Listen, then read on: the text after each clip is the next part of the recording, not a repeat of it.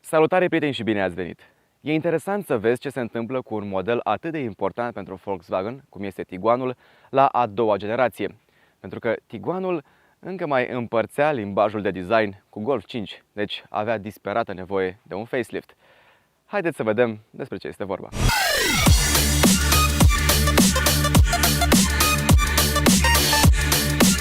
După cum spuneam, Tiguanul avea nevoie disperată de un facelift. Și e bine, a și venit. Iată blocurile optice mult mai drepte și mai agresive, aceste linii pe capotă care parcă ne duc cu gândul la un muscle car. Bine, nu chiar muscle car, dar sunt agresive. Și poate cel mai important element de design exterior, această linie care pornește de aici, se continuă pe uși până la stopuri. Această linie care parcă dă un pic de suplețe mașinii. Arată foarte bine. Sub capota acestui superb Tiguan se află un diesel.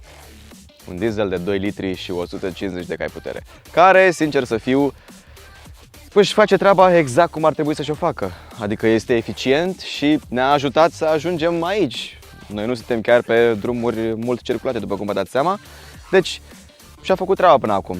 Dar să vedem cum și-o face și în mers.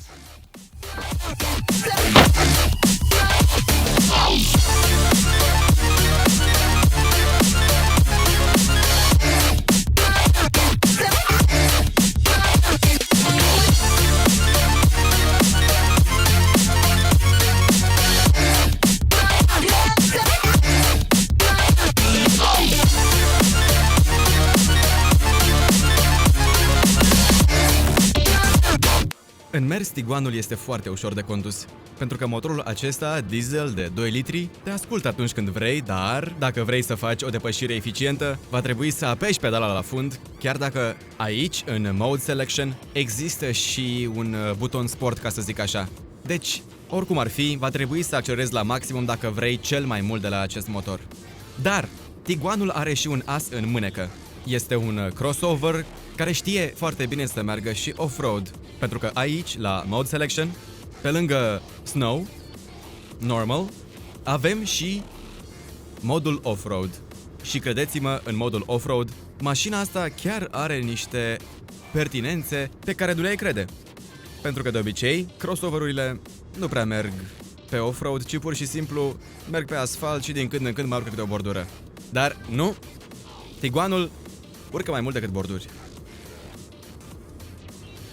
Un lucru pozitiv la Tiguan este vizibilitatea, pentru că, într-adevăr, stai sus, cum te-ai aștepta la un crossover, dar vezi foarte bine în toate părțile.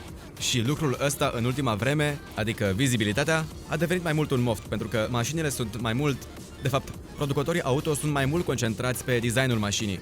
Și de multe ori, designul mașinii înseamnă că luneta trebuie făcută prea mică sau ferestrele sunt prea înguste și nu vezi prea bine din mașină. Dar din Tiguan vezi foarte bine mediul înconjurător. Pentru un confort cât mai sporit la mersul în oraș, cutia schimbă vitezele aproape imperceptibil și suspensia este făcută în așa fel încât să nu simți linii de tramvai sau gropile aferente Bucureștiului sau oricărui alt oraș mare din România. Prin urmare, în oraș este chiar o plăcere să conduci această mașină. Și nu doar în oraș.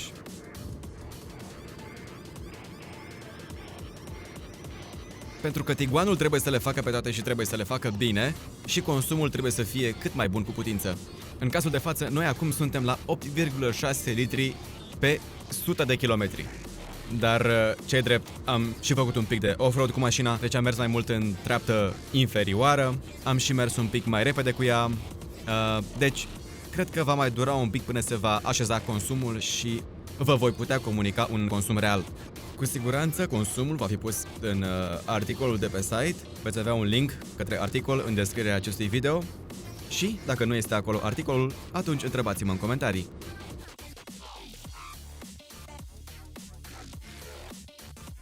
Volkswagen Tiguan este un crossover. Ce înseamnă asta? Înseamnă că trebuie să știe și un pic de off-road. Vă zic asta ca să mă iertați pentru cum arată portbagajul. Dar în spatele acestei uși se află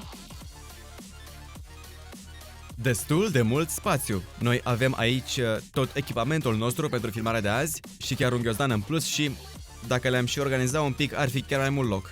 De aici se pot rabata foarte ușor și scaunele, astfel că poți căra obiecte mai lungi. Perfect pentru o familie cu 2 copii.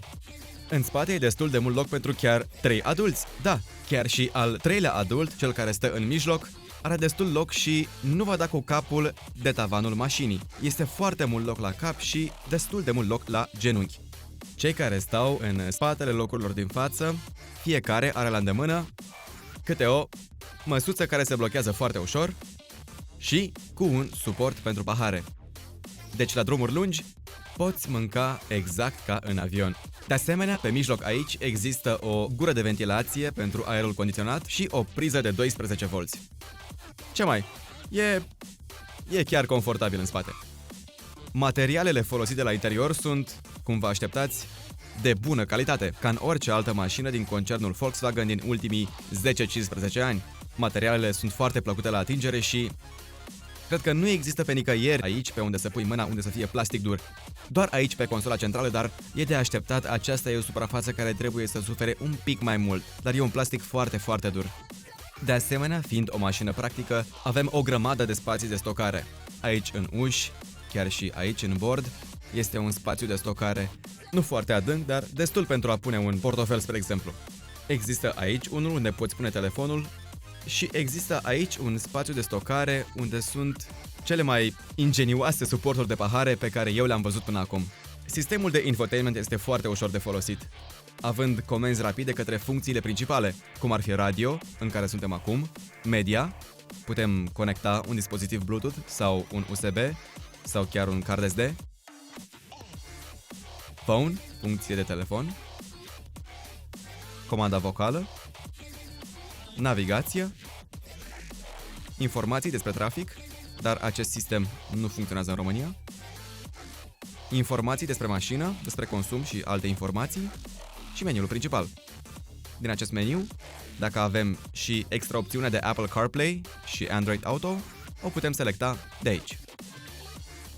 La 33.631 de euro, Tiguanul nostru pare că poate să le facă pe toate. Motorul diesel îl ajută atât în oraș cât și la drum întins, precum și pe teren accidentat.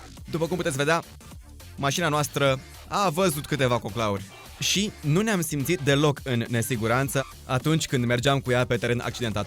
Prin urmare, o mașină spațioasă, o mașină practică, o mașină care poate. Deci, o recomandare din toată inima. Noul Tiguan mi-a plăcut foarte mult. Dacă și vouă v-a plăcut review-ul nostru, dați-ne un like. Dacă nu, ia un buton și pentru asta. Și dacă vreți să mai vedeți și alte review-uri, atunci vă rog, abonați-vă. Până data viitoare, mă duc să mai cuceresc niște dealuri pe aici. La revedere!